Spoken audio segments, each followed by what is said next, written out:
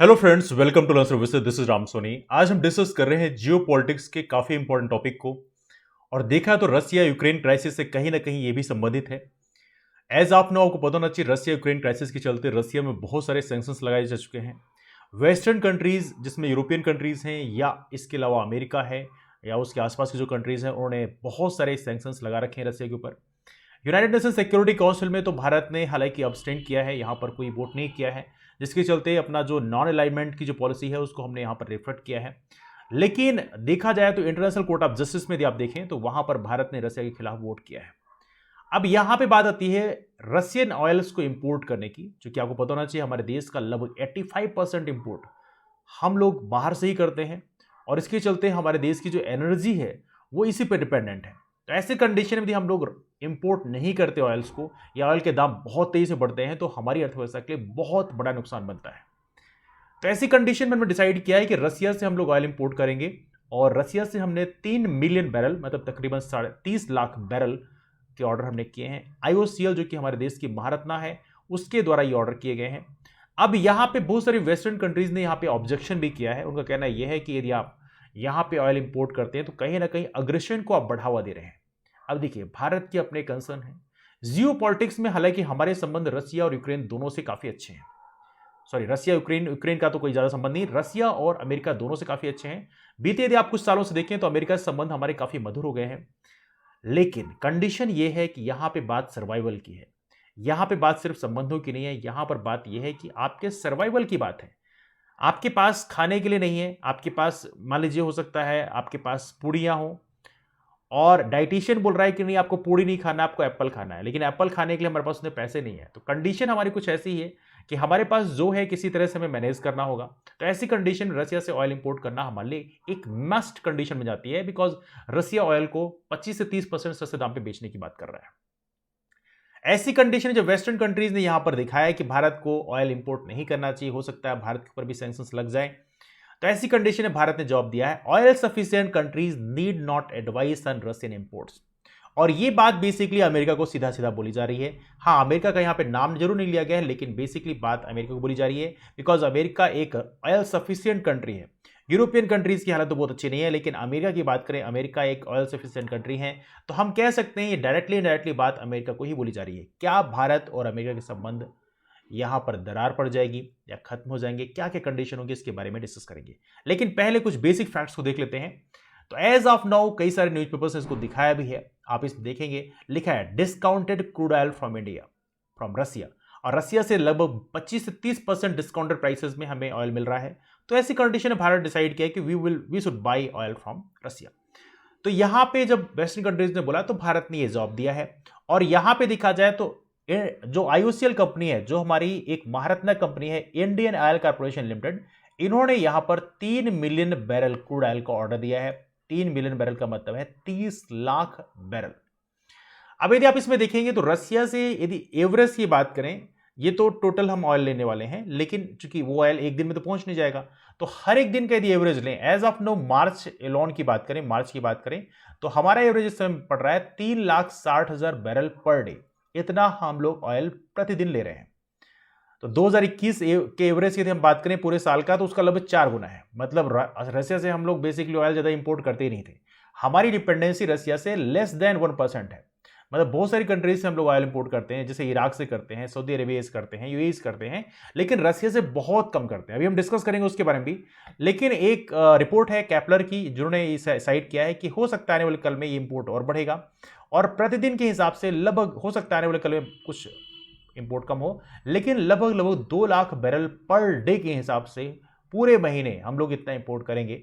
तो यदि हम बात करें ग्रॉस में, लगभग 60 लाख बैरल के आसपास होता है। मतलब तकरीबन हम कह सकते हैं 6 मिलियन बैरल हो सकता है। लेकिन कुछ रिपोर्ट्स अभी आई हैं जिसमें बोला गया है कि आईओसीएल शायद 3 मिलियन नहीं, बल्कि इसको बढ़ा के शायद 15 मिलियन बैरल कर दे। दैट्स पॉसिबिलिटी कि इतना ऑयल हम इंपोर्ट करेंगे। मतलब तकरीबन हम कह सकते हैं 150 लाख बैरल, मतलब तकरीबन 1.5 करोड़ बैरल जो है हम ऑर्डर करेंगे। कहां से? रसिया से। आने वाले कल पिक्चर और क्लियर होगी, हालांकि ये टॉपिक अलग है ना। यदि हम बात करें एज ऑफ नो दुनिया के अलग अलग कंट्रीज की, हम बात करें तो यहां पे आप देखेंगे कि दुनिया की अलग अलग कंट्री, स्पेशली यदि हम बात करें रसिया की बात करें, रसिया में ऑयल इंपोर्ट से बहुत, ऑयल एक्सपोर्ट से बहुत सारा पैसा कमाया जाता है, ऑयल रेवेन्यू। लगभग $129 बिलियन का है। सबसे टॉप में है सऊदी अरेबिया, जहां पे $182 बिलियन यहां पे ऑयल को एक्सपोर्ट करके लोग पैसे कमाते हैं। इसीलिए कहते हैं सऊदी अरेबिया की बहुत बड़ी अर्थव्यवस्था जो है ऑयल बेस की लोग अपनी अर्थव्यवस्था चलाते हैं। रसिया का भी बहुत ऐसी कंडीशन है। इराक से भी काफी ज्यादा अर्निंग होती है। इराक में भी $91 बिलियन ये लोग अर्निंग करते हैं। इराक के अलावा ईरान के ऊपर तो सैंक्शंस लग चुके हैं, तो ईरान से बेसिकली हमें इंपोर्ट करना भी अलाउड नहीं है।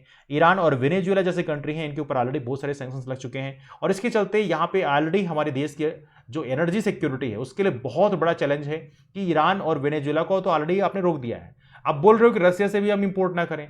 तो कहीं ना कहीं जो हिपोक्रेसी है अमेरिकन कंट्री की, ये यहां पे देखने को मिल रही है। क्योंकि आपको भी पता चलेगा कि यूरोपियन कंट्रीज भी बहुत सारा ऑयल इंपोर्ट रसिया से ही करते हैं, और जब वो करते हैं तो कोई दिक्कत नहीं, जब हम करने लगे तो वहां पे हिपोक्रेसी उनकी देखने के लिए मिल जाती है। This is one of the big concern. Anyway, तो हमने बता दिया आपको ऑलरेडी 85% क्रूड ऑयल की डिपेंडेंसी हमारी कहां पे है, फॉरेन कंट्रीज पे है। यदि ऑन एन एवरेज यदि देखा जाए तो कितना हम लोग इंपोर्ट करते हैं बाहर से, 5 मिलियन बैरल्स पर डे। तो हमारे देश की एज ऑफ नाउ जो एनर्जी रिक्वायरमेंट है वो लगभग 5 मिलियन बैरल्स पर डे है। मतलब तकरीबन 50 लाख बैरल पर डे की हमारी एनर्जी रिक्वायरमेंट है एज ऑफ नाउ। अब इस इंपोर्ट में देखें तो इराक से 23%, सऊदी अरेबिया से 18%, यूएई से 11%, तो मेजर इंपोर्ट हम इन कंट्री से करते हैं। यूएस की बात करें तो यहां से 7.3% के आसपास हम इंपोर्ट करते हैं। हो सकता है आने वाले कल में थोड़ा बढ़ जाए। यदि आप यहां पर देखेंगे तो मिडिल ईस्ट की कंट्री है, तो आप देखेंगे इसमें इराक से 23% इंपोर्ट होता है। इसके अलावा सऊदी अरेबिया से 18% होता है। यूएई की बात करें तो यहां से हम 11% इंपोर्ट करते हैं। ईरान की बात करें तो ईरान के ऊपर तो ऑलरेडी अच्छे खासे सैंक्शंस लगा रखे हैं अमेरिका ने, और इसके चलते जो इंपोर्ट हम ईरान से करते थे वो इंपोर्ट बंद हो गया। इसके चलते ऑलरेडी ऑयल के जो प्राइसेस हैं, क्रूड ऑयल के प्राइसेस, वो काफी बढ़ गए थे। तो ये सारे पॉइंट तो आप लोग ऑलरेडी जानते हैं। लेकिन यहां पर एक बड़ा इंपॉर्टेंट पॉइंट ये है कि जियोपॉलिटिकल कंडीशन में ये जो चीजें होती हैं, यहां पे डेफिनेटली भारत को उसका कुछ नेगेटिव इंपैक्ट मिलेगा।